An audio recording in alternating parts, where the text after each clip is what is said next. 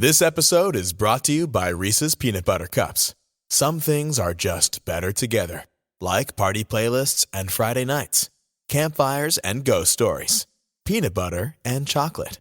And Reese's Cups are the perfect combination of creamy peanut butter and delicious milk chocolate. So, when you want something sweet, you can't do better than Reese's Peanut Butter Cups. Buy Reese's today wherever candy is sold. Apple Gift Card is a practical gift that unlocks a world of entertainment and fun. You can send it via email or give a physical card to your loved ones. Your friends and family can spend it on their favorite Apple services, including Apple subscriptions. Apple Gift Card can be used to buy all things Apple: products, accessories, apps, games, movies, TV shows, iCloud Plus, and more. Visit apple.com for details and to send Apple Gift Cards to your friends and family this holiday season.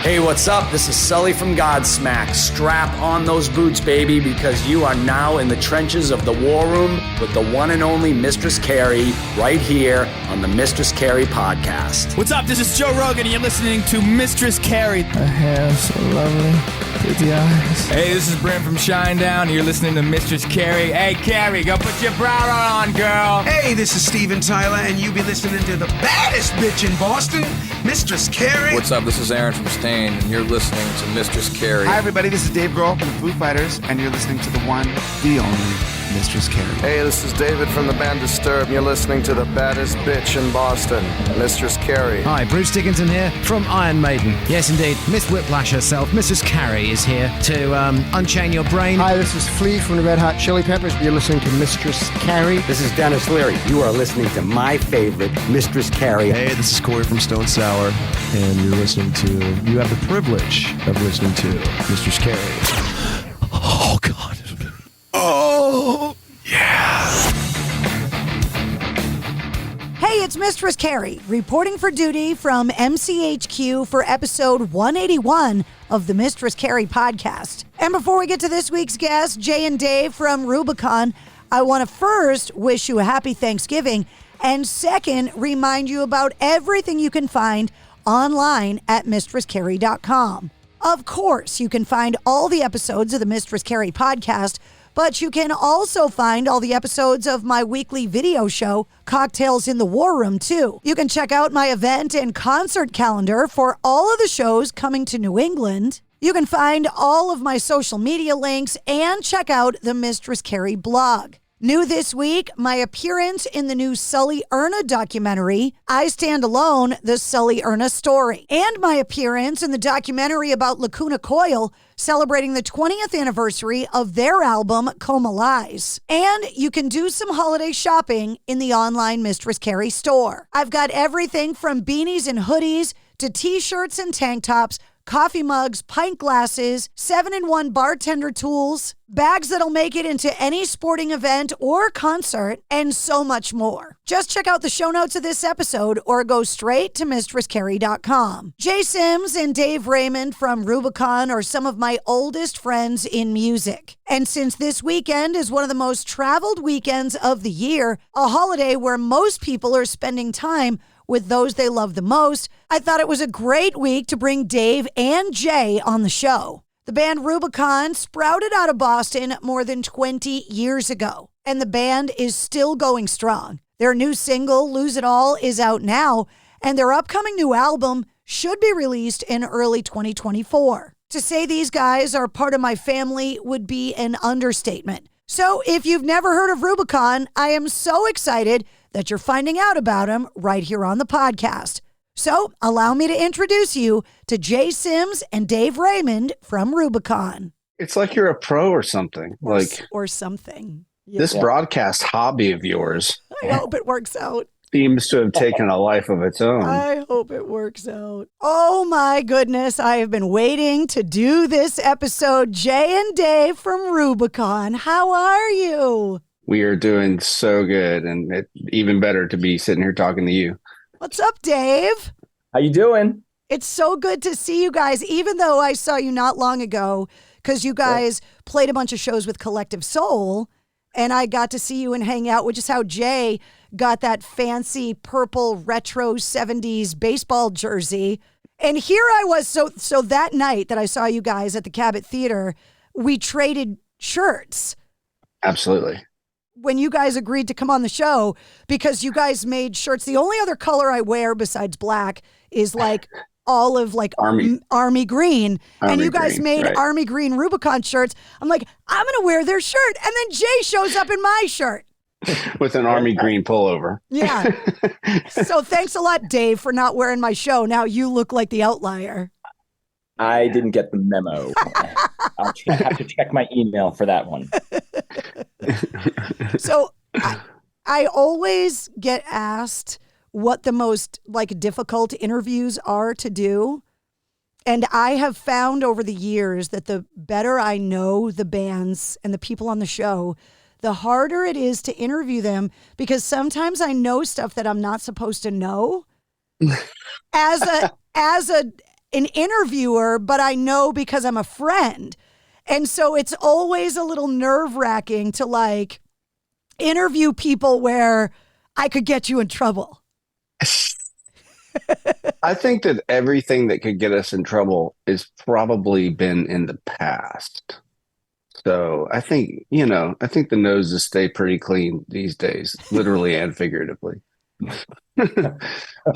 Well, for anybody that doesn't know, Rubikon just celebrated your 20th anniversary, and the lineage of the band goes back to Boston, which is how I met you guys. But your story as a band is kind of strange because you were functioning remotely before the industry and bands realized that was a thing. Yeah, definitely. We, like you said, we started in Boston. We were with each other, every single day. And then later as life progressed, we all moved across the country and in different spots. And we've done a lot of remote writing and just idea sending and stuff like that. But we still, we managed to get together, I don't know, maybe probably 4 or 5 times a year solely to do writing things, to get together and do writing things. But we wrote an entire album remotely. It was American Dream Machine back in 2010, and that was completely remote. Long before Metallica did it during the pandemic. Right.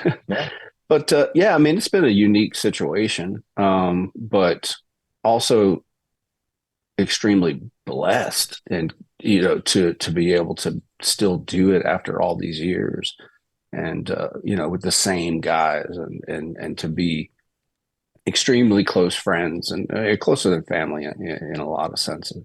Anybody that's listening to this, that's listening to you talk, Jay, they're like, that guy's not from Boston. No, because you can tell. No. Yeah, I grew up in Mississippi and started playing in bands there, fronting bands there, and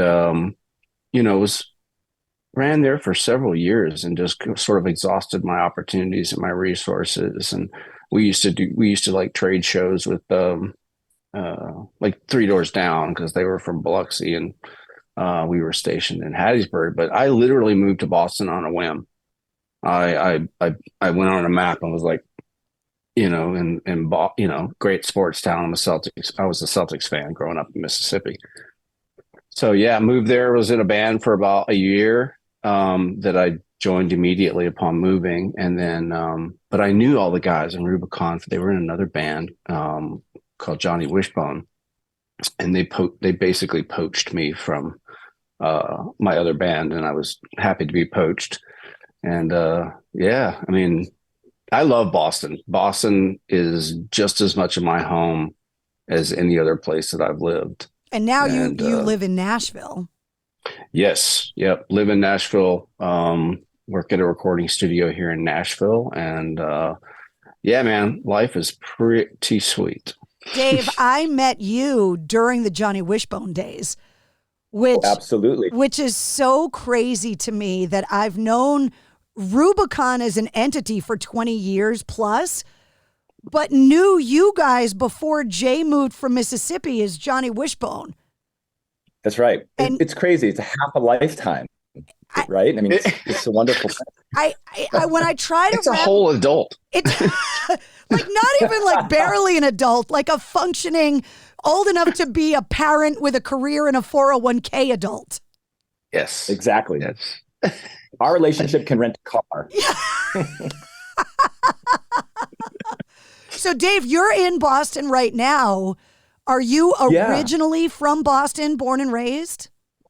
Oh yeah, I'm born and raised in Methuen, famous for cave-in. I went to high school with Sully Erna's brother, I believe, or cousin, Carlo. And I've yeah, exactly.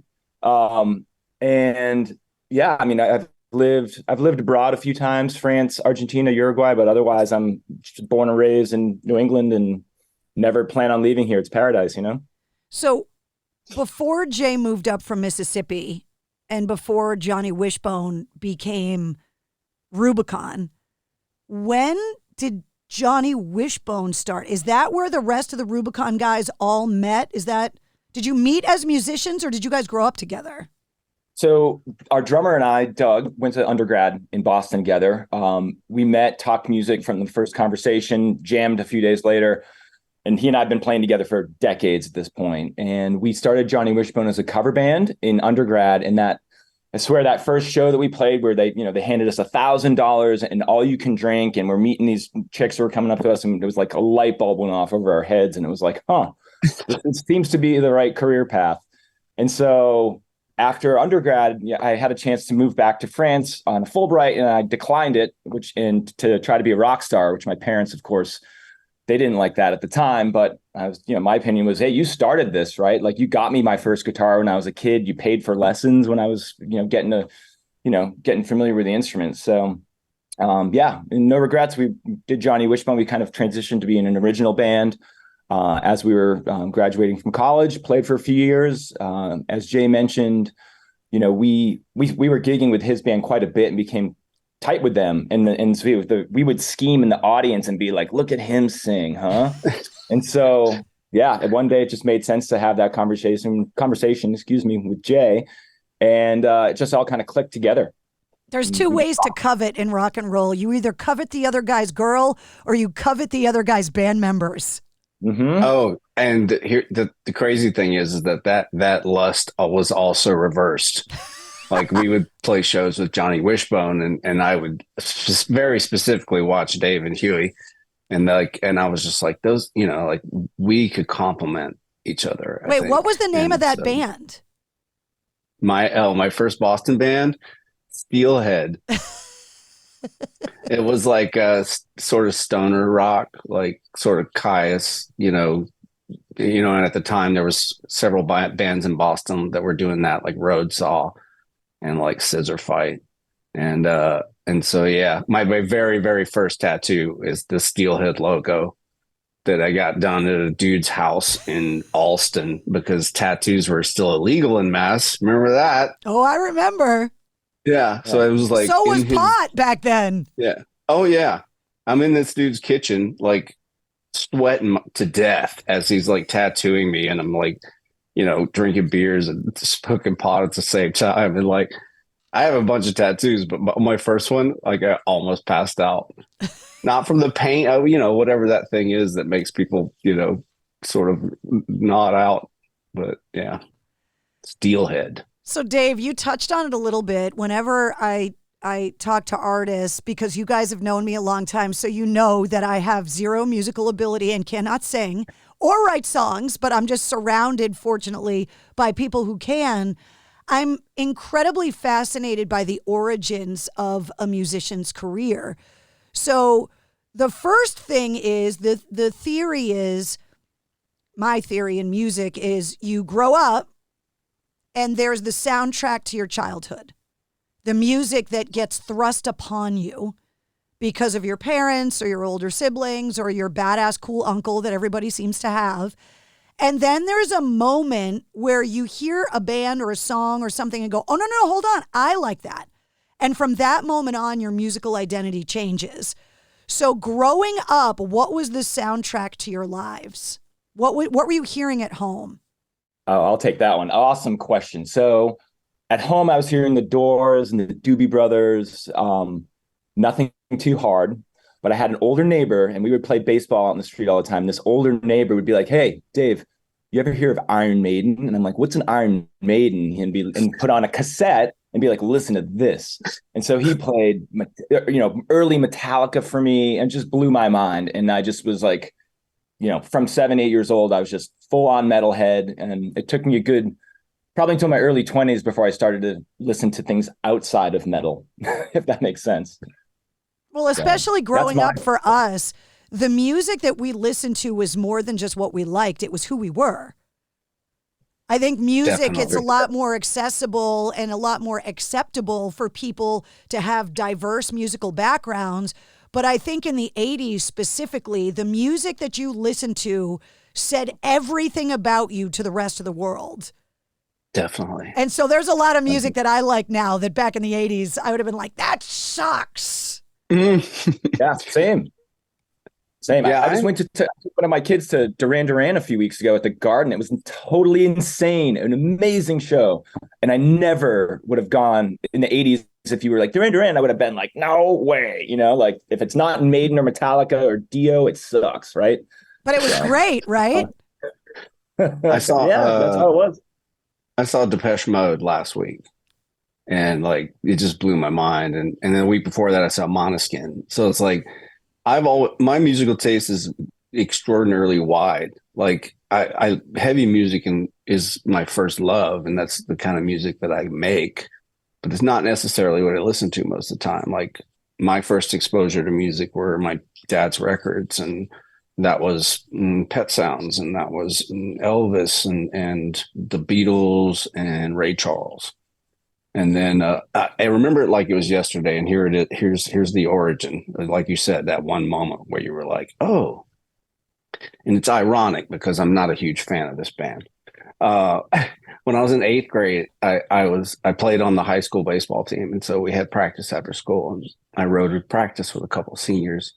It was probably like an 81 Camaro, I think we were in. And they were just blasting at ear-splitting volume Crazy Nights by Kiss.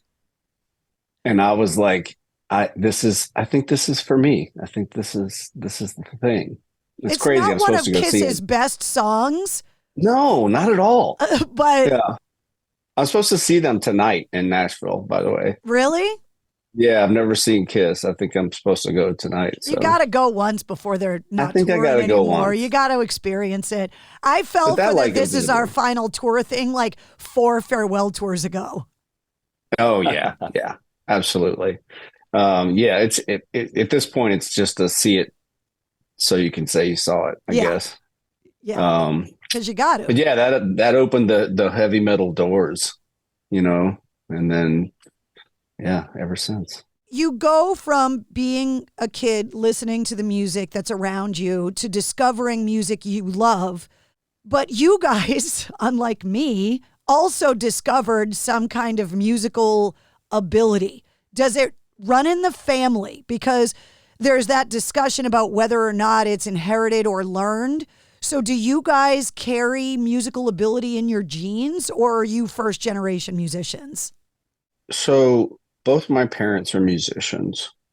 And I probably sang like in front of people for the first time when I was 4.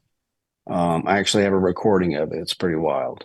But with that being said, I think that aptitude is something that you have or you don't. I taught voice for about 10 years to a bunch of different singers and stuff. And it's, I think there's skill. Like there are people out there who have no rhythm. And then there are people who do. And then there are people who do on a high level. Yeah. And, drums make a little bit of sense to me, but to some people, they make all the sense in the world. I play guitar. I'll never get to a point in my life where I have the ability that Dave has. You know what I mean? Yeah. And granted, there's 10,000 hours of work that goes into being that, just like anything, being a broadcaster, being a singer, anything. But yeah, I mean, I think genetics plays into it a little, but I think aptitude, and musicians like lifers like us, it's like it becomes something that you do, and that it becomes part of who you are. Like, yeah, I don't know. People ask me what do you do? Oh, well, I'm a musician. I have I done a whole bunch of other jobs? Yeah. But what I am at my core is a musician. It's funny that you bring up the 10,000 hour rule, because I asked this very question to Wolfgang Van Halen, because I thought there's nobody better to ask about musical DNA than a guy like Wolfgang Van Halen. And he said that, he plays all the time, and that he grew up in a music positive environment where he's like, I play all the time. So it's not just that I got gifted this ability. He's like, maybe it played a little bit of part in my DNA and in my blood, but I've worked at it since I was 9. Absolutely. Absolutely. It's just like a little boy, a 4-year-old who, starts throwing a football around. If he wants to be a professional football player, he's got to consistently and constantly be doing that, That's my phone, by the way. Yeah. There you go, Eddie. Yeah. So and David, it's been like that since he passed. My phone's been like that since Eddie passed, and I'll probably never change it. Yeah. Like most people have their kids or their pets on their phone. I have Eddie Van Halen. Well, Dave, as a guitar player, it seems to be a consensus that the guitar existed and then Eddie arrived, and then the guitar was different forever after that. I agree with that. And I also think that when Tom Morello touched a guitar, it changed again. Just because the stuff he did, people are like, "What? I don't even understand what's happening here." Right? He was hugely influential on me and my musical evolution for sure. But to go back to your question about like my family, my mother's side of the family has been like jam sessions on holidays since I was a little kid. My grandmother could crush it by ear on a piano. My mom can. Skip my generation because I've had to bust my ass to get halfway decent at the guitar. But now my 12-year-old son can play Mozart by ear on piano and hold it down on a drum kit. My 10-year-old daughter sounds like Adele when she sings in the car. It's crazy. So I think there are things that are in there. And then, Jay mentioned aptitude. I also think attitude, right? Like if you bring a love of music and you just work, it's like anything you can, I'm living proof that you can get like good enough to be allowed to play in Rubikon for 2 decades, right? And thanks for that, Jay. Keeping me around. You're welcome, pal. So I realize I'm hanging by a string here. So it sounds like everybody in your family, Dave, was a singer or a piano player. So when did you say, I want to play guitar? Because you said your parents bought it for you and you took lessons as a kid. I did. Yeah. My cousin Bill he was a year older than me and lived on the same street. And Justice for All came out by Metallica. Our brains were completely blown and we immediately both started playing guitar. He quit a few years later. I just haven't. So I keep playing. I am amazed at how many guitar players, for some reason, I thought all of you musicians in general were adept at reading music and writing music, literally like on a staff sheet of paper, because my illustrious clarinet career in the marching band, we had to learn how to read and write music during all of that. But when I interviewed Nuno Betancourt, that's the one that really blew me over, because I thought for sure he could read and write music as the language on a piece of paper. And he told me he couldn't. And I was like, what? So the lessons you took, did you learn through family or the lessons to read and write music too? I did, yeah. And I learned to read jazz charts in high school as well. But of course, that's, back when the dinosaurs roamed, right? There was no YouTube. You had tablature and you had guitar magazines, and I, subscribed to all of them. And I literally have decades of issues piled up in my house. And those were like the thing, right? Like, as soon as I'd see the new guitar magazine come out, I'd see a Metallica song in it, and I would like go hole up in my room and try to master that song.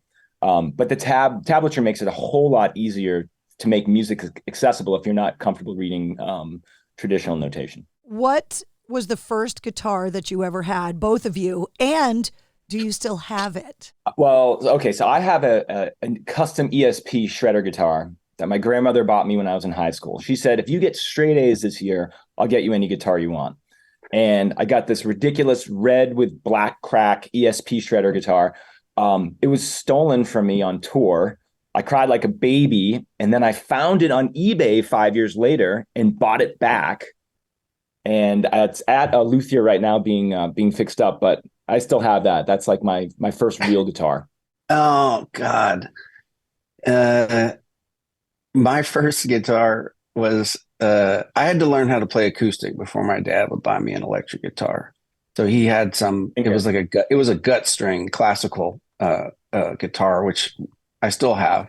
It's a Goya. It's a Spanish guitar. And then, so I learned how to play some chords and stuff on that. And so he bought me this, it was a red Series 10 with a single pickup in it. It was, just like one of the worst things you could probably buy. And, I banged around on that for years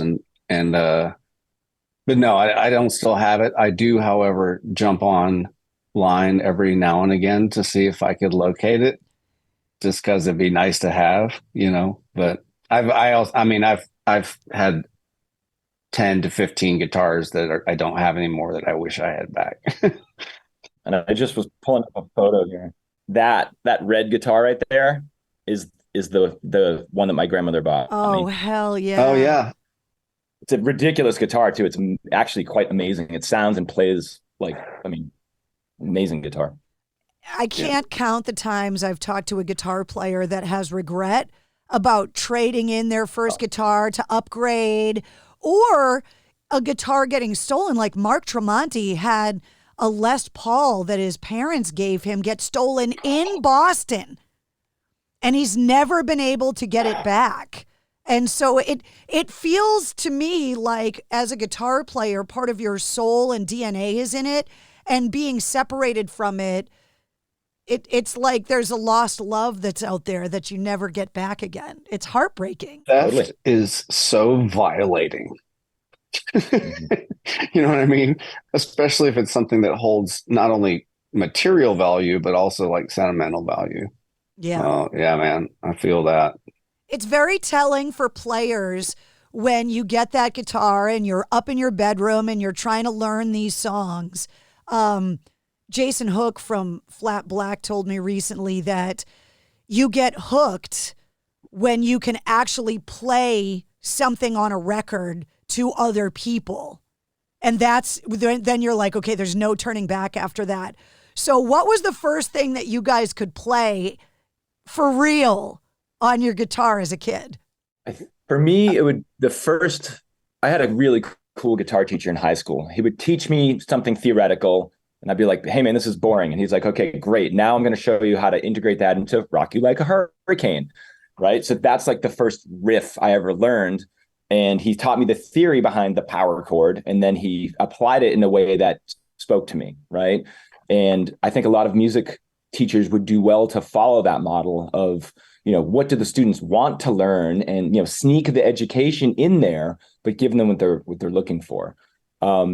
And I know, the first song I ever performed live was, I played 3 songs at a talent show in high school, and we played I Am the Walrus by the Beatles. We played It's a Shame About Ray, by, what is that, the Goo Goo Dolls, I think. And then we played the Just Say Ozzy version of War Pigs by Black Sabbath, which has Zakk Wylde absolutely burning it down on the guitar. And it took me months to figure that song out. But yeah, I ripped that on stage in high school. So that's quite an eclectic collection for 3 songs. I'm impressed.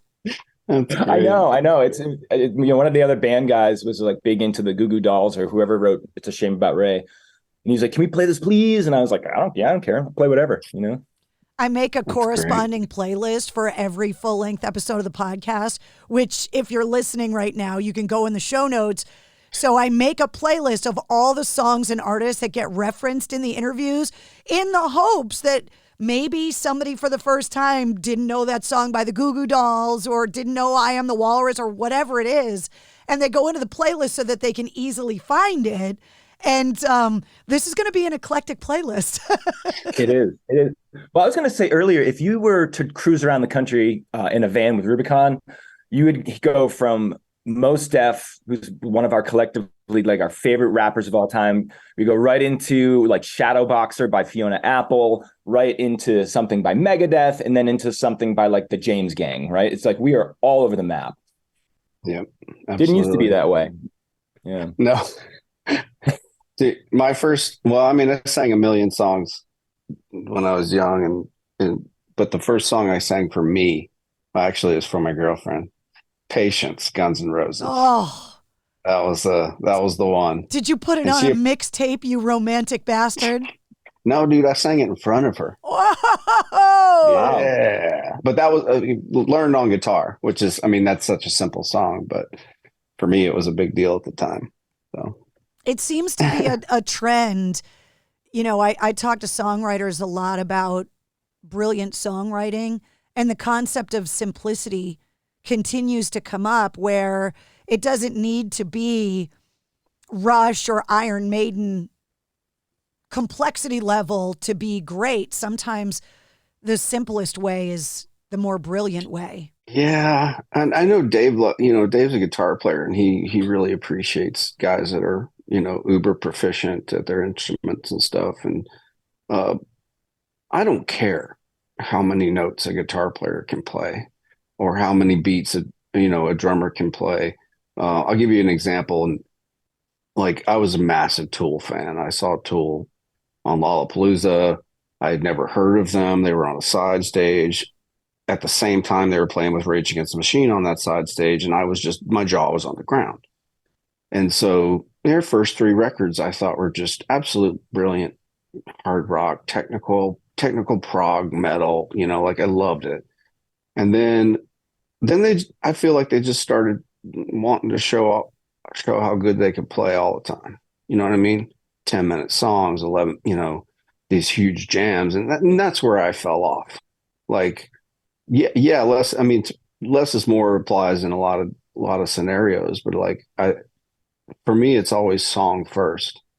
I need to love the melody, and not only that, but the lyrical content as well. Both of you guys have referenced Rage Against the Machine, and as they get inducted into the Rock and Roll Hall of Fame this year, which really goes to show you how far we've come in music, because I think we can all agree that when that first Rage record came out, no one would have believed it if you said out loud, they are going to get inducted into the Rock and Roll Hall of Fame immediately upon nomination. People would have been like, there's no way. But time has shown us the brilliance of a band like that, and the innovation, Dave, to go back to what you were talking about, of a guy like Tom Morello looking at the guitar in a completely different way. Yeah, just an unbelievable band. Probably some of the most intellectually deep lyrics I can't think of anyone who writes to the level that Zach De La Rocha does lyrically, and the mountains of books and whatever, like position papers and things that he references is just, it's staggering.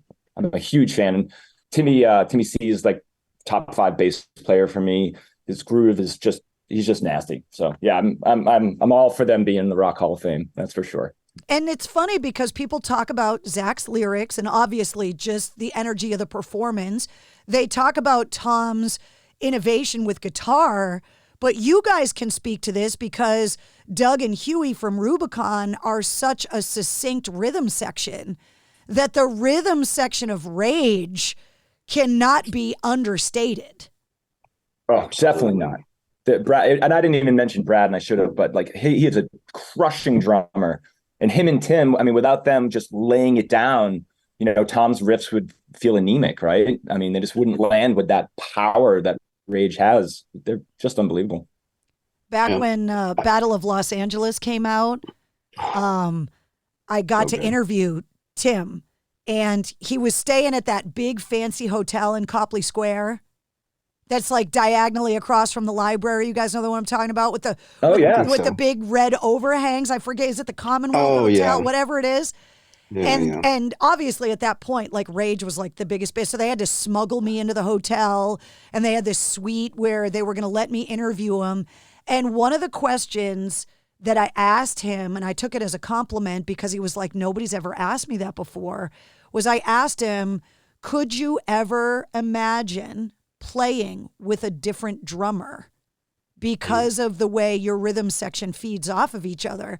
And he sat back and he was like, first of all, nobody's ever asked me that before. And second of all, no. Like, and I bet Brad would say the same thing about me, that he and I are these two puzzle pieces that have to be together in order to create the music that we create. Right. I agree with that wholeheartedly. We have had to, in the past, do a show or two without Doug, our drummer, just because booking happened. It was, we don't cancel stuff. So it had to happen. And so, and it was like after that where we were like, I don't know that we're ever going to do this again. Because was it fine? It was fine. People at the show probably didn't know the difference, but we sure did, and it's like when I'm on stage with my guys with Rubikon, I don't think about anything. I don't think about, is this going to go right? Is this going to go wrong? I'm not worried about any of it, because it's like, I have as much confidence in all of them as I do myself. And it just becomes this breathing sort of entity. Mistakes happen. Of course, mistakes always happen, but you don't even notice them, and it's autopilot with Doug, our drummer. Like nobody else could be Doug. And there's technical drummers, there's guys out there that can play a million more notes than Dave. And there's guys out there that are better technical drummers than Doug, and guys out there that can sing me under the table. But in this unit, in this thing, it's perfect. I second that wholeheartedly. And I would add the following. I try to practice with my eyes closed, because when that happens on stage and we're just a living, breathing organism and the music's just flowing through you, it's a religious experience for me. Truth. And I think when you achieve that with a band or with your art, we wouldn't have driven the hundreds of thousands of miles that we've driven together if we didn't love doing it, and those moments on stage make it all worthwhile. All the loadouts in a snowstorm and the 4 a.m. drives on icy highways, like when you're on stage, it makes it all worth it. What you guys are talking about, the closest that I can get to that is a situation like this, because I've been on the radio and behind a microphone for decades now, but by myself. I've never been part of a show where you had to look at each other and know what each other was doing. It was always just me. So the only time I can even fathom what that sharing of a experience is like is being in a situation where I'm interviewing someone else or a bunch of other people at the same time, trying to juggle it all. I can't imagine doing it in front of even though I know people are listening to it after the fact, doing it live in front of thousands of people, just going like, God, man, I hope he's in on this thing, because my ass is out right now. That's the thing, is that I don't think any of us think that anymore. I mean, maybe we did a long, long time ago, but like I said, with that full confidence, like, gosh, I mean, I've messed up things a million times on stage, and they're always there to cover it. They're always there, like, it's just, I don't know. It's family. It's family, It's also rock and roll, right? Yeah, it's rock and roll. We take it super seriously. We work hard, right? But when we're on stage, we are a live band, and if warts and all, right? If we make a mistake, we just keep driving the bus forward. Dave, the sun has shifted behind you since we started talking, and now you're in silhouette like you're in the witness protection program. Yes. We need to change his voice, lower his voice. Exactly. I feel like I need to be asking you about a drug ring and Cartagena or something right now. Let me tell you about the time we smuggled drugs during a show. Yeah, I don't recall. So that's great. Because we referenced it a little while ago that you guys have always been kind of a band that has been able to function without the band members all being around. Because at some point in Rubicon's career, you guys went from all being in Boston to spreading out across the country. So Jay, you're in Nashville. Dave and Doug are still in Boston. You've got Huey that's now in California. Josh that's in Nashville with you. So like, when did the diaspora of Rubicon happen? And was technology helpful back then? Because I'm trying to think of how long ago it was that you guys all moved. I moved 2006. in 06. Yeah, Mhm. 06. Yeah. And by the there, way, I want a prize for using diaspora in a sentence. You got it. I'm impressed. I got the dictionary. As soon as on you that. said it, I started spelling it in my head. I was like, wait, how does that work out? Let me see. Okay. Was that a D Good. or a V? I don't know. I got married, and you know my wife. Do we need to tell that story first? I think let me tell the truth. Okay, well, first of all, this story got referenced in my interview with Josh Todd from Buckcherry earlier this year. So for anybody that listened to the Josh Todd episode, this is what we were talking about. So go ahead and tell your version, Jay. So no. Your version is the truth, but Huey, our bass player, and I came to WAAF in Boston. Rest in peace, greatest rock station of all time. Nope. And we were coming in to give you a record, I think, one of our new album or something. And we walked into the lobby and the gosh, why am I can't receptionist, the receptionist. Just the prettiest little thing I ever saw. And I ignored her completely. Huey talked to her a little bit. And then we went and had our meeting with you. And in that meeting with you, I was like, hey, can you, because I'm sort of a bitch and gutless. But I was like, hey, can you get me, that girl's, information or phone number or something? And so we left, and like you messaged me back, and you were like, okay, here's her number. And so I eventually called her and started talking to her. And it was shortly after that she realized that she was not talking to Huey. Because Huey, our bass player, is, tall and he's beautiful. And, if you guys were the A team, he would get cast as face. Like he would totally get cast as face. He's a handsome guy. And yeah. Side note, we went as the A team for a show on Halloween night at the Rock Pile in Saugus. Rest in peace, Rock Pile. And it was a absolute disaster. Anyway. But did he get cast as face? No, he was he was face. He was face. He was face. He was face. I was the Baracus. You were Hannibal. I was Hannibal. I wore like a big belly suit. And then Doug was Howlin' Mad. And Howlin' Mad Murdoch. Steve Flagg hosted the show. We got hammered before we played, and Steve is now my cousin, which is crazy. So crazy. But anyway, that was a show where we all got way too drunk because there was hardly anyone there, and we were just like, screw it, we're gonna have fun. And then at the end of the show, we were leaving the stage, and Dave, who's dressed as B.A. Baracus, the white version of B.A. Baracus, he's like, I'm not leaving the stage. And so I walked up there with like a pint of milk, and I was like, you want some milk? You remember how they used to drug B.A. Baracus? And he drinks the milk and he passes out on stage, and we drag him off.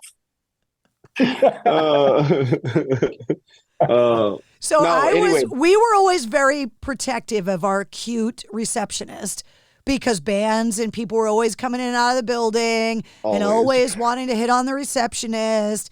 And I was like, I really don't want to encourage anybody to go after our cute receptionist. But I talked to her and she was like, yeah, you can give him my number. So she thought you were talking about Huey. But anyway, like she wouldn't date me for like a year, because I had a reputation. But yeah, I married her. So, and after we got married in Boston, we sort of just looked at our situation and the income we brought in, and we knew we wanted to have children, and Boston didn't appear to be the place to do that. So we ended up moving to Memphis and working for the same company, Intercom Communications. But yeah, that's why I moved. If I'd had a better paying job, I might still be in New England. Who knows? But and then Huey ended up going to California. Yes, and I believe so. Got married and had a family, and you guys all now have got a whole generation of little Rubicons now, because since I've met all of you guys, you've all gotten married and all had these beautiful families. And it's crazy when you guys have a show now, because all of the passes, like there's a whole other generation of Rubicon now. It's like a family reunion. I absolutely adore it. What's our kid count? Diggs, is it like 15? I've got 3. You got 2. Josh has 5. Huey has 3. Doug has 2. I think it's 15. I think there's 15 children between the 5 of us. But man, I love it. I absolutely love it. And my kids love Rubicon. Ask for it all the time in the car and stuff. So it's a beautiful thing. So regardless of where you guys are all living, I'm fascinated with the process of songwriting. So break it down for me. Where does a Rubicon song start? How does it begin? Riff, lyric, melody? Where does it come from? There's not a set answer to that. Yeah, right? It comes from everywhere, really. It comes from everywhere. Dave can present an entire idea of his that's, based on guitar, and we start from there, and we write everything based off that. The same can be said for, Huey, bringing in a bass idea, or Josh bringing in a guitar idea. Or I think that's what sparks most of it, is just one person brings in a thought, an idea. And sometimes it happens so organically and so quickly. And other times it is a straight battle, just trying to figure out, how to construct it. But we wrote this song for this new record that musically I think is just absolutely fabulous. And we cannot land on, something for the verse and the chorus. So as of right now, it's not making the record, but it just happens like that sometimes. And the good news is with modern technology and the ability to, Dave can play a riff and record it on a voice memo on his phone and send it to somebody, and it goes from there. Also, like everybody, I'm not a primary guitar player in Rubicon, but we've got guitar parts in songs that were my idea, and we've got a whole lot of vocal stuff in our songs that were Dave's ideas, or Doug's ideas. And I love that. I adore being part of that collaboration, because I personally, I think you were talking earlier about, like your radio, you're doing stuff on your own. I don't know that I could do that. I don't know that I'm talented enough to do that. It's basically being in a padded room talking to yourself. The only thing that makes me not committed to an asylum is that the microphone's on.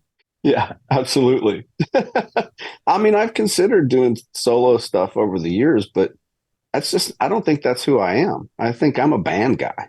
I fell in love with bands, this gang of 4, this gang of 5, and this brotherhood. And, I hate it when like all these famous bands they don't like each other anymore. They hate each other. And it's like, you guys, you rode the lightning, you did all this stuff and you did it together. Like, what's so big that you can't be friends? You know what I mean? I ask bands all the time, what's harder to keep together, a marriage or a band? I have never, ever had one tell me a marriage. Never. I would agree. I'd agree with that. And And I'm a, you know, I like a lot of musicians, I'm a crazy person. And I'd be lying if I said that there weren't multiple times in my life where I did want to walk away. But that, you know, most of the time that comes from just a headspace of, you know, you're in a certain headspace and you feel that way. And then once you snap out of it, you're like, I really didn't feel that way, you know? You talk about the new record, so give me the details on what's going on with the new music. Yeah, so we are actually all getting together in Nashville in a couple of weeks to hopefully put the final nails in this thing's coffin. I think I have a couple of guitar tracks, some solos to fill in. Jay has some vocals to figure out, and then we got, as Jay mentioned, we have one song where we are all over the moon about the music and just can't agree on what the vocal melody should be. And so it's one of the rockinest things we've ever done, and it's just sitting on the back burner. I hope it sees the light of day. The concept of a producer comes up a lot because, to me, imagining being in your shoes, pouring my soul into these heartfelt lyrics or all of my emotion into this music, and then have some guy walk in and tell me they don't like it or they want to change it. Maybe it's because I work alone so much that would crush me to the point where I don't know if I would recover. So is this an example of why a producer is invaluable in a situation? In a song like this where somebody needs to come in from outside to kind of referee and move these pieces around, is this where a producer is really needed? 1,000%, yes. And I would say we as humans, we have grown to, like, we built layers of respect for each other over the years, where if any one of us is like, guys, I'm not feeling it, like, we hit the brakes and we listen, right? But that's taken years, and we've had, you know, plenty of temper tantrums. I remember one time we had a box fan in our band space. I couldn't get this riff. We had been drinking all day, and I just had this tantrum, and I just punched every blade out of the fan. I had blood all over my hand. Which is the convenient song title. And I mean, these things happen, but we've never taken out that kind of rage on each other. You know, when we've run into impasses on the writing process. On the producer front, you know, music is so subjective. You know, there's stuff out there that people adore and worship that I don't connect with. There's stuff that I think is genius that other people don't connect with. You know, that's the thing about art. You know, one painting looks good to one person, it doesn't to the next. It takes a bit of maturity as an artist to work with a producer, to be able to relinquish a little bit of control. I'll give you an example. So our latest single, Lose It All, we pretty much did all of that. You know, that was pretty much all ourselves, you know, engineered and produced by Evan Fredrickson, who is Marty Fredrickson's son. And who's then one of the we were four all horsemen. For anybody that doesn't know, yep. Marty Mm-hmm. Fredrickson is one of the four horsemen. Yep. You can Google them and look at all of the bands that those guys have all produced. 6 to 10 things on the charts right now that have Marty Fredrickson's hands on. But anyway, we were all in town. We were working on this track. We were doing all this stuff. Marty's in studio, and another thing, we were like, hey, come listen to this and, you know, see what you think. And he listens to it, and he was like, well, what if feels like something's needed here? What if you did this? And what if you did this drum break, this, you know, that's in the middle, that's in the latter half of the song, this drum break. And we were, you know, most definitely in the receiving sort of headspace for that. And we tried it. It elevated the song. It didn't detract from the song. It elevated it. You know, I think that's what a producer can do is elevate something. Me being here in Nashville, I've actually had the privilege to produce a couple of records myself. And it's just an ear. It's an ear that's not you, because anything that I and you create on our own, we're definitely going to be biased towards, you know, and I had my feelings hurt before by producers and engineers? 100%. I've definitely had my feelings hurt by my bandmates? 100%. I think as a musician and an artist, you need to learn that maturity and be able to accept that. Is a producer's opinion gospel? Absolutely not. And if you're an artist or a band and you feel extremely strongly about a certain thing that producer's not feeling, well, then you need to stand up for yourself, and you need to, definitely, this is what I feel, like I feel super strongly about this, then it shouldn't be touched, But I think a great producer is invaluable, and just like everything else, a lot of producers have different temperaments and different personalities. And so working with one may not be as fun or, enjoyable as working with another. But I love a producer. I love a collaboration. I love people who can hear things differently than me. I feel the same way. Yeah. And I mean, to Jay's point, I've had my feelings hurt before. When I brought lyrics to the table, when I brought riffs, I brought whole songs. I mean, I have a whole album that I wrote that we never touched. And it's like, oh, well, having someone who can, redirect a conversation between band members, even ever so slightly, is really valuable, because you can get, we've known each other for so long, and we've, been all over the planet together, and like we can get stuck because of the way our relationships have grown and grown so tight. And so having someone come in and say, what about this? Can often really help, like, change the energy, move a song forward, and get past, a challenging situation. I remember one weekend we were all in Boston, and we do these writing weekends where we lock ourselves in our band room for like 12 hours, right? Buy 100 beers and like lock ourselves in the room. We did 3 days on one song, and it never worked. We never got past it. And everyone like went back to their respective homes that weekend, like, oh, like our time together is so precious, and we didn't get the thing out. And that song's dead. Like that's never coming back. But I don't remember what that was. Right. I was writing on banjo at the time. That's what we'll do. We'll have Marty listen to the mystery song for the new record. Totally. If it can unstick it, let's do it. Steven Tyler told me in an interview once, I asked him, because obviously they're a band that's been together, broke up, replaced a bandmate, got back together. So I asked him, what's the biggest fight you remember Aerosmith getting into? And he was like, well, there was a lot of them that I don't remember. But one of the biggest fights he could remember, him and Joey got into a knockdown, drag-out fight over the drum intro of Ragdoll. The doom, da, doom. And he wouldn't tell me whose version is on the record, who ended up being right. And he was like, but it got nasty. Like, things were getting thrown and argument. Like, it got bad over the intro to one of the most famous intros of one of their biggest hits. Yeah. It's crazy. Yeah. It's crazy. We've had a song on our last album that we did. We have a song on that it was a huge fight in the studio over that song. And it had to do with my vocal, and I wanted my vocal to be a certain way. And we ended up, it was pretty heated, not physical, but just, verbally heated. And eventually, I cut the song maybe 5-6 takes. And then, I hated that song for the longest time. And it's one of my favorites. Also, I bet you the beginning of Ragdoll is probably Brad's idea.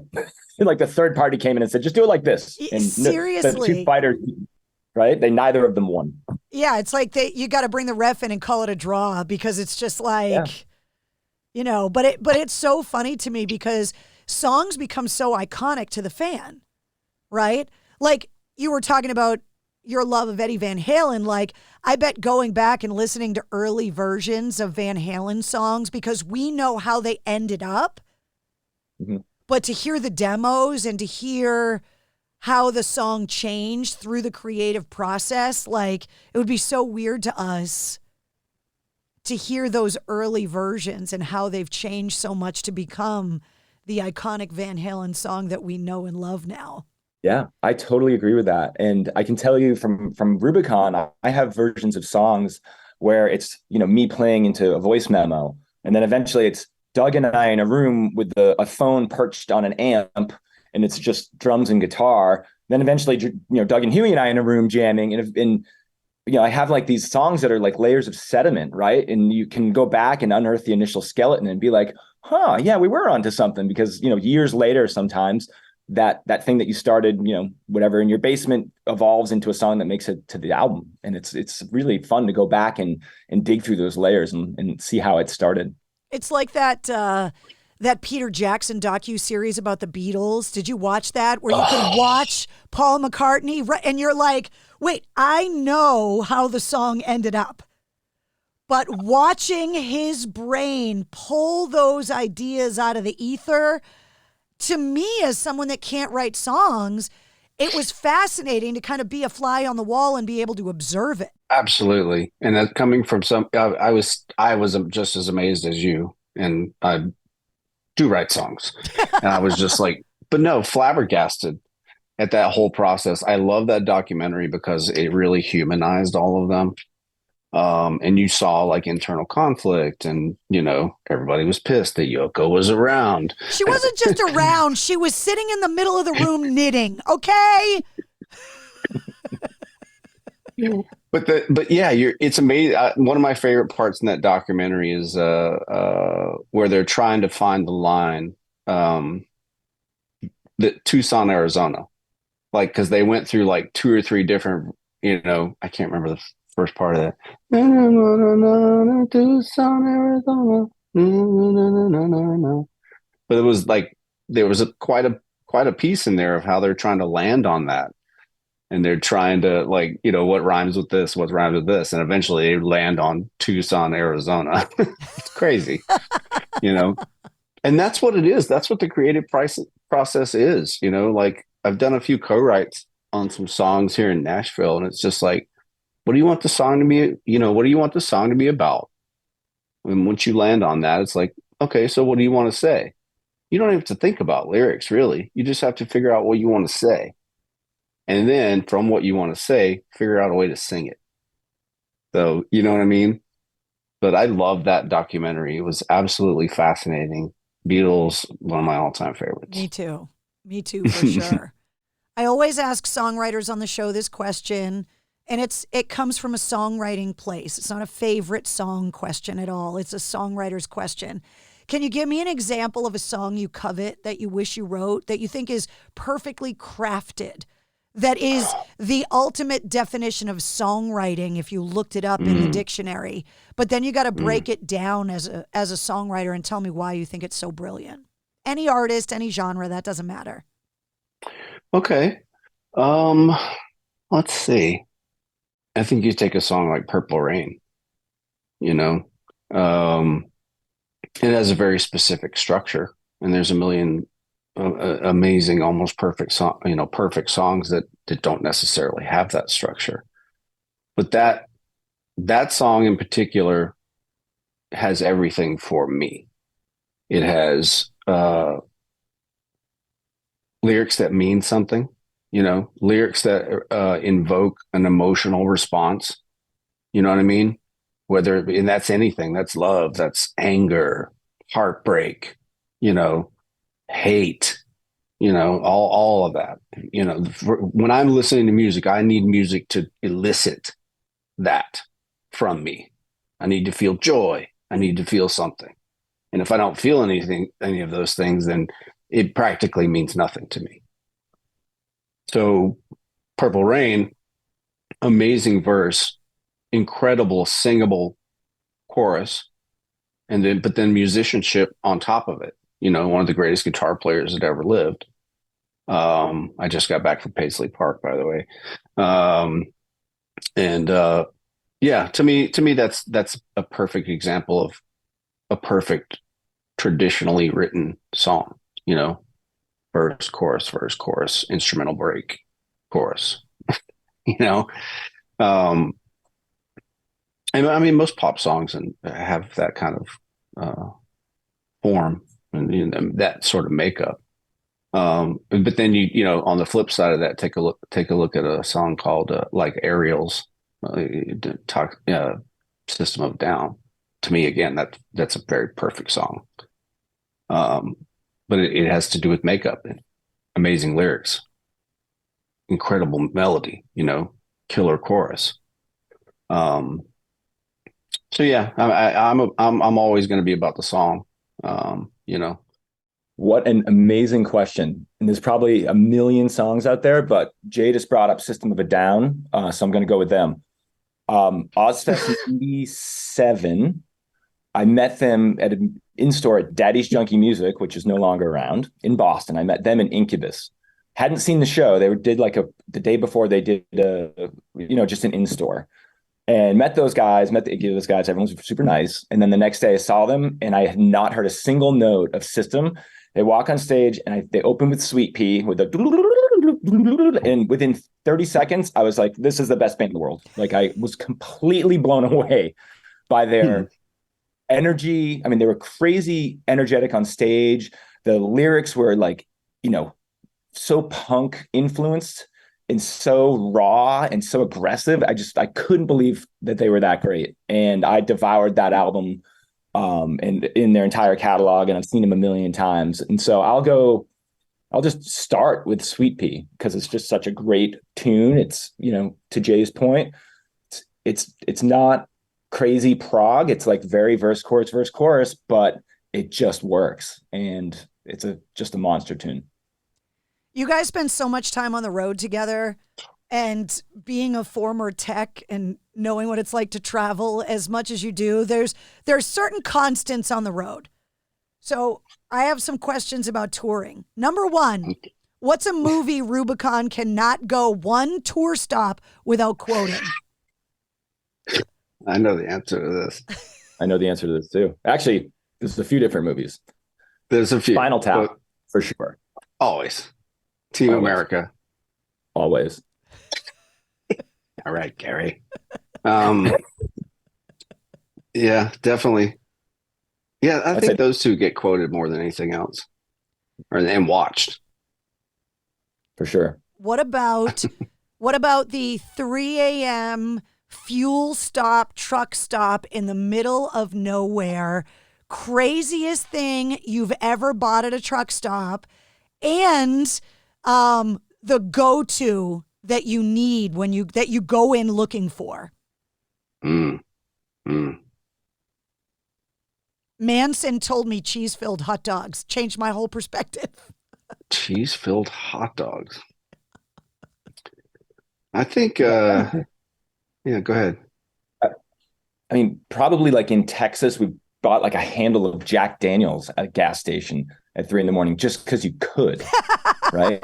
That's just something that's like so foreign to me. And it was like right behind the counter, and I was like buying gas for the RV, and I was just like, can I have that handle of Jack? And the guy's like, yeah. And I was like, oh, okay. And so that would be my craziest thing, just because you can't do that in Massachusetts. Yeah. Especially at 3 a.m. Yeah, 3 a.m. Came in handy. Yeah. Dude, whenever I stop at those, man, I always want some, you remember those combos snacks? Combos? Oh, yeah. Those pretzel snacks? Like, I don't think I ever get those unless I stop at like a truck stop.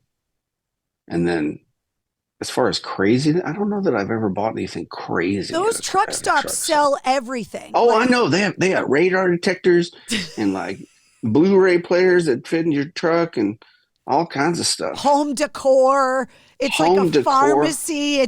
You could literally solve all the world's problems at a truck stop at 3 a.m. A big case with like Lord of the Rings knives. You've seen them. They got, it's like Gandalf's dagger, but it's got an American flag on the handle. It's like, I don't get it. You don't get it, but you did get it. You bought it. I would say, we've showered at those truck stops more than a couple times. Those showers have probably kept bands together way longer than they would have before because the shower was so needed. So needed. Yes.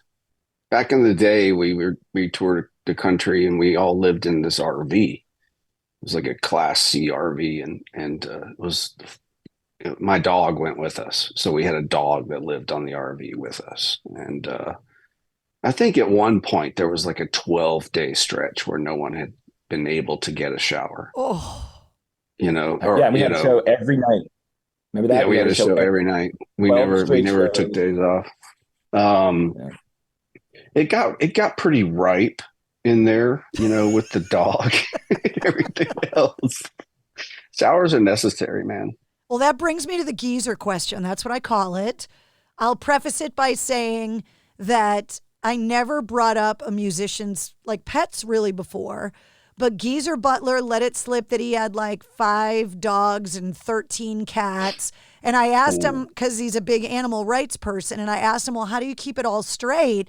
And he let it slip that he and his wife, Gloria, name all their pets after gangster rappers. And he proceeded to list all of the pets' names named after rappers. So now on the show, it's become the geezer question. I have to ask you about your pets and where you got the names. And I blame Geezer Butler for this ridiculous question. Dave, do you guys have pets? Yeah. Oh, you have cats? Yeah. Let me go first. I got to help my daughter with something real quick. I have 2 cats. They're Maine Coon cats, which are basically like dogs.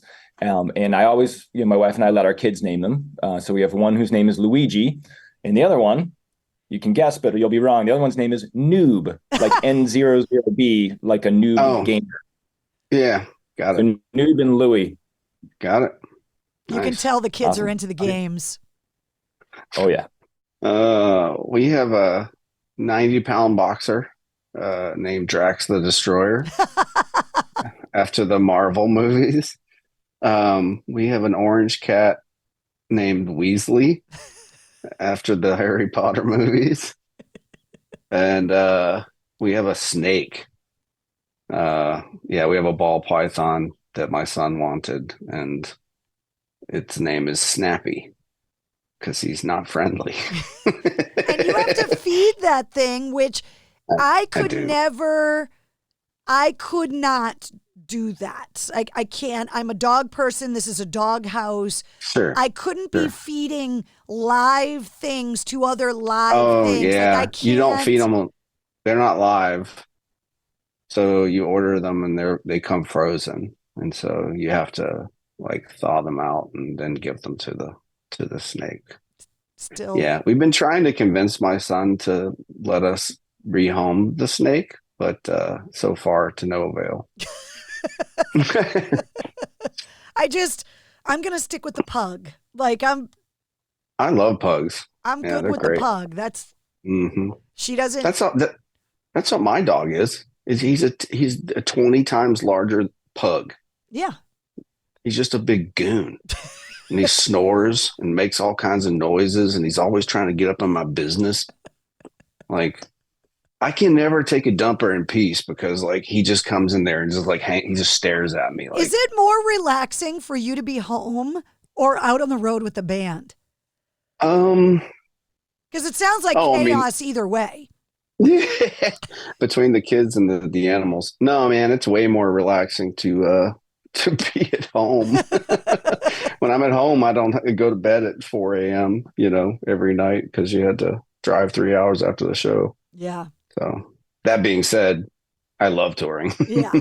Well, last time I saw you guys up in Beverly, you were touring with Collective Soul, and we had those fantastic 3-ways. For anybody that's listening that all of a sudden thinks this interview's taken a left turn, they're roast beef sandwiches. You're going to talk about the sandwich. Yes. That's okay. First of all, we need to talk about this. This is very important.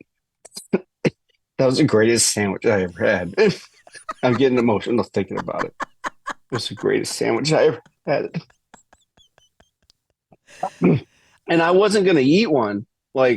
You came back from there we went to the bar next door. Yeah, so me and all Huey, our friends and you. We were looking for food because you guys know that I'm bitchy normally, but when I'm hungry, it's 10 times worse.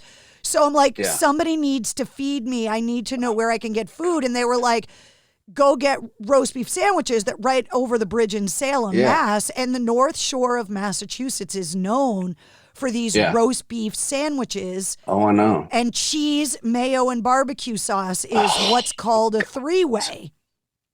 And so Huey and I went on the roast beef sandwich run, And we brought them back, and you were like, no, I don't want I don't want a roast beef sandwich, but we got you one because I freaking knew that you were going to come around.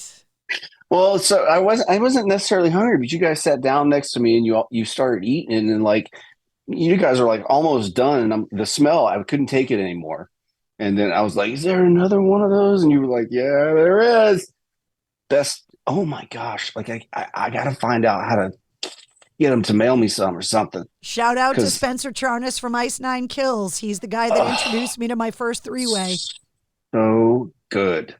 Yeah. So good. Yeah. Yeah. I'd take that over an actual three-way. And my wife, yeah, definitely, because I'm married. Duh. Wait. What if I was part of the mix?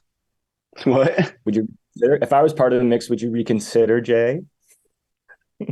I mean, technically, we're having one right now if you really want to get technical. You sure are. That's great. So before I let you guys go, the holidays are coming up. Give me your go-to holiday tradition. Crazy sweaters, signature dish. Like what's the holiday tradition that you cannot live without? My wife does prime rib every Christmas, and does she makes the horseradish sauce and all that stuff, and that's amazing. We do cinnamon rolls Christmas morning, always. And then, up until like 3 years ago, we did the elf thing with the kids, which was so much fun because you can easily go on iTunes and just download an elf laugh. And so I would go through the house doing this little elf laugh, and they would come running out knowing that it had moved. And so that was like a big thing. And now they're beyond that. But yeah. I think for me, it's eggnog. My father-in-law turned me on to that like 5 years ago, and I'd never had it before. And so he's like, "You got to try it." Right. So every year at Thanksgiving, I get a bottle of Buffalo Trace, and I have eggnog on Thanksgiving and eggnog on the day after Thanksgiving, and then some eggnog the day after that. But no, I save it for Thanksgiving and for Christmas as well. Yeah, you can't do eggnog all year long because you'll be like Fat Bastard in those movies. Oh, yeah. Exactly. Carrie, what's your holiday tradition?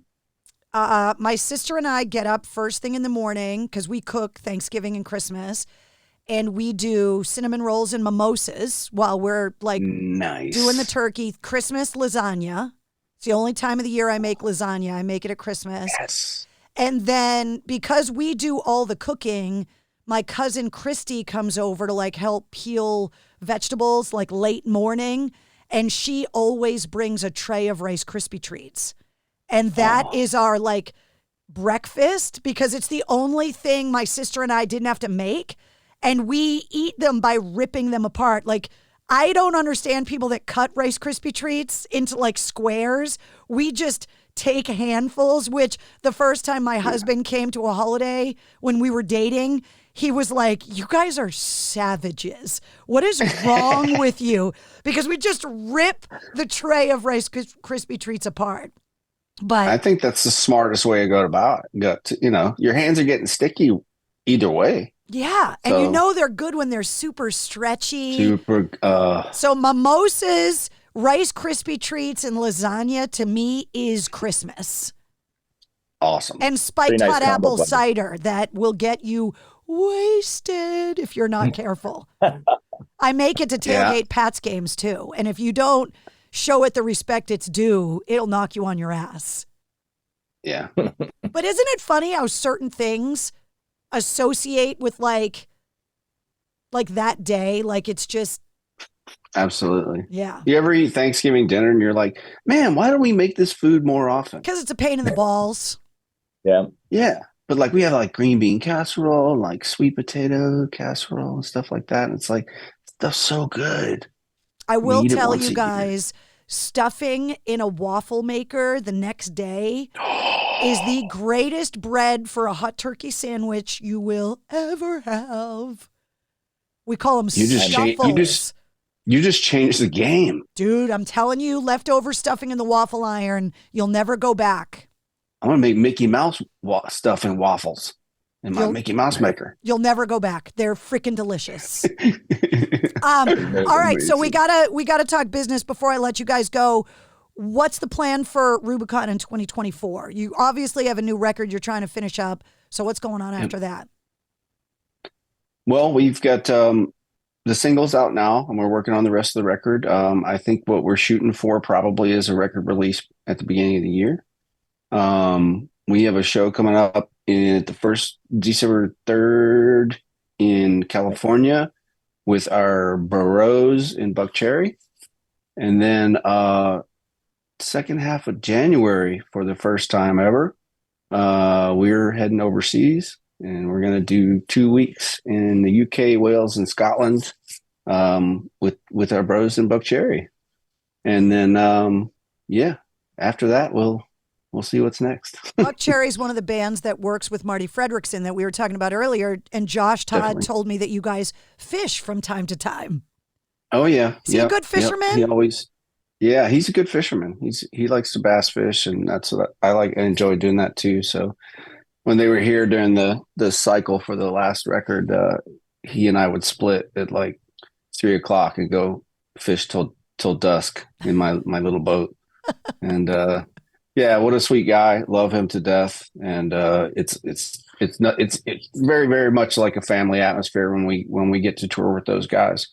And the same can be very well said for, like you mentioned earlier, Collective Soul. What an amazing group. And I had never met Ed Roland before until we all hung out at that show.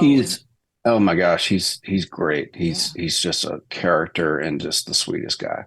So, but yeah. So you got a lot going on next year. Obviously, when the record comes out, you'll have more of an idea of what the rest of the year touring wise is going to be. Man, we would really love next year to be able to do some of these nice festivals, Rockville or something like that.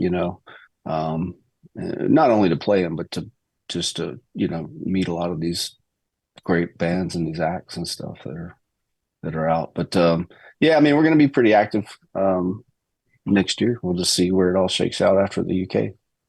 Well, it was good to see you guys. Thank you for coming on the show. Thank you for having us so much. It was our absolute pleasure. We got to do this more Best often. in the business. Just to say hi, because it's nice to see you guys. Like, I don't get to see you all that often, but modern technology every now and again solves problems. So it's good that I got to see you. Definitely. Yeah, it's our pleasure. Thank you so much, Carrie. Love you, sis.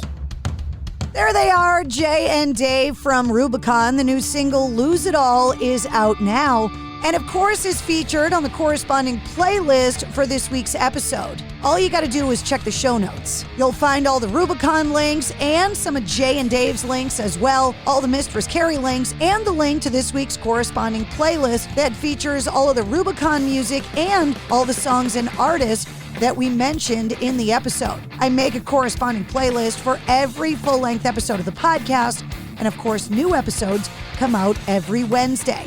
If you liked what you heard, don't forget to like, follow, and subscribe to the Mistress Carrie podcast. On top of the full-length episodes, you also get the Sit Rep every weekday, which breaks down all of your rock news and music headlines and entertainment updates in about 5 minutes. And you never know when we're going to release a bonus episode. You can find me live every Tuesday night at 8:30 Eastern on my official Facebook page for my video show, Cocktails in the War Room. And of course, you can always listen to the Mistress Carrie Show on your radio. Get the details on all that and more at mistresscarrie.com. And while you're on the site, don't forget to do some holiday shopping in the online Mistress Carrie store. The Mistress Carrie Podcast, a proud member of the Pantheon Podcast Network.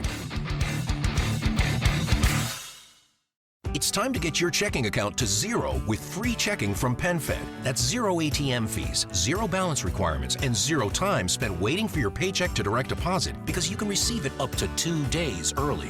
Open your account with just $25 and see how big zero can be. Apply online today at PenFed.org/free checking. Early direct deposit eligibility may vary between pay periods and timing of payers' funding. To receive any advertised product, you must become a member of PenFed, insured by NCUA.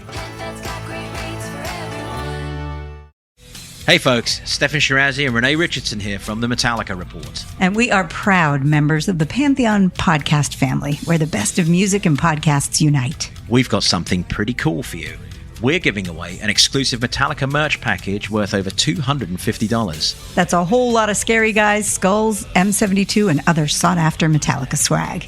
And we've made it easy for you to win. Follow and share the Metallica Report, and you're in the game. Go to pantheonpodcast.com/Metallica, enter your email, and hit that button to be entered to win. And just like that, you're eligible for our monthly exclusive Metallica merch package. And guess what, rockers? You can enter every month, so just do it. And while we love our global brothers and sisters, the lawyers won't let us ship outside the U.S.